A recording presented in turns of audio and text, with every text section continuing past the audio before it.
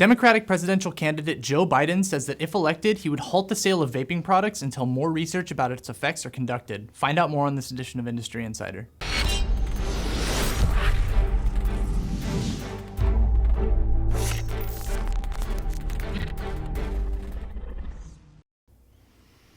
Hello and welcome to another edition of Industry Insider. Joe Biden is proposing even tighter restrictions than the Trump administration's partial ban on the sale of flavored products. In response to a voter question on Saturday in Des Moines, Iowa, Biden had this to say on the issue. Quote, "Serious scientific data as to whether or not it has the kind of long-term damage on the lungs and it causes death before we allow it to be sold." He continued on to comment, quote, "I don't care what it does to a small business person who's selling this stuff." Bernie Sanders, another Democratic presidential candidate, appeared Saturday to call for a full shutdown of the vaping industry, only for a top advisor to walk the comments back.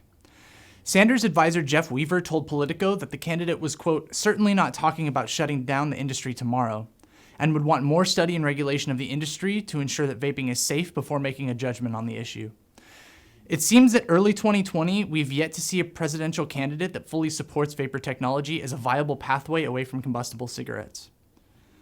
Would a candidate who supports ENDS products as a cessation tool be enough to sway your vote in the 2020 election?